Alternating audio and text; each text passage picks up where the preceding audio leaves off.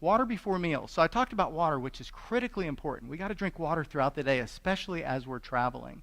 So I always have my water. I have it from the airport here, and I have it always with me at all times so I can fill it up. I'm thankful to see at a lot more convention centers like here that have water in the back, so you can go fill it up and always have that with you and be drinking it throughout your day. However, similar to the hydrochloric acid, when you start to eat your meal, well, let me ask you this. So digestion perspective, when does digestion start?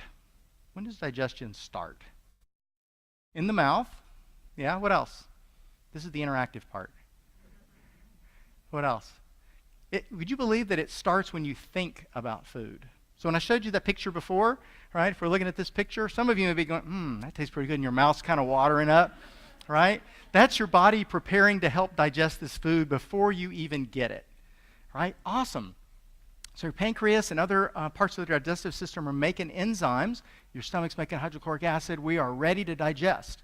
Guess what? When I start drinking water with that meal, I now dilute all of those digestive juices, makes it more difficult for my body to digest that food. So if I'm going to drink water, which I highly recommend, drink it before you go to dinner.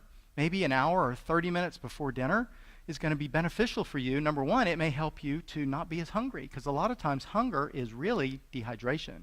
Remember I said earlier that dehydration is a huge part of this. So drink your water before, and then when you go to dinner, try not to drink very much with your meal, or as little as you can. Always good to have it there, but that's one thing, again, that just kind of helps. Walking after dinner. So I talked again about how am I going to sleep in the hotel room. So this kind of goes together on the business trip, because you go to dinner, it's usually late, there's a lot of food, sometimes there's wine, and yeah, I talk about wine, and what do we do with it? What do we do with alcohol in general? It's going to be there, so it's a part of business travel. One of the things I can tell you is water is your friend. So when you drink at dinner, drink water at the hotel room. The more water you drink, the better things are going to be the next day, because a big part of the hangover aspect is the dehydration again.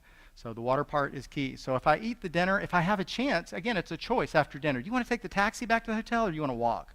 Well, if security's not an issue, and sometimes it is, always opt to walk. Walk around whenever you can. This is one of the keys when I didn't get to talk about it in the other tip about exercise, but is it possible to exercise without going to the little room? When I started doing this traveling job with IBM, I don't know how many trips I carried my tennis shoes and my shorts with the best of intentions, right? And then somebody would say, hey, man, you want to go to breakfast tomorrow morning at 7? Yeah, I do. You always do.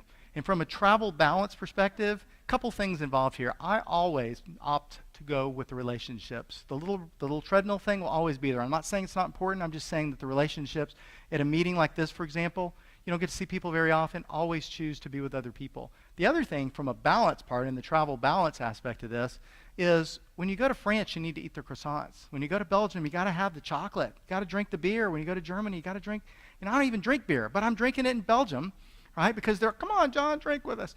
So, okay, I'll have a little bit. But you got to get the balance side of this, because it can't just be sitting in my hotel room eating salad and isolating myself from the world. I know too many people in IBM and a lot of different companies that have traveled all over the world. Oh my God, did you get to go to China? Oh, you went to Beijing. What did you think of Beijing? Didn't make it out of the hotel room. I made it from the airport, taxi, hotel room, back to the airport, never got to see a thing. It's hard. I know it's hard because of our busy lives today, but I really encourage you to take that extra day to go see something else, a day trip. I was very fortunate last year to get to go to Machu Picchu. Quite an experience. So I was doing a class in Lima, and as always, I thought I can power through this. So I went off to Cusco. Oh my God. My first clue should have been when I checked in at the Hilton and they said, press 0 if you need oxygen. What does that mean? Oh, I found out that night when I was panting and puffing in the bed, just laying there trying to breathe. So sometimes you have to take a little bit of extra time to acclimate to these places.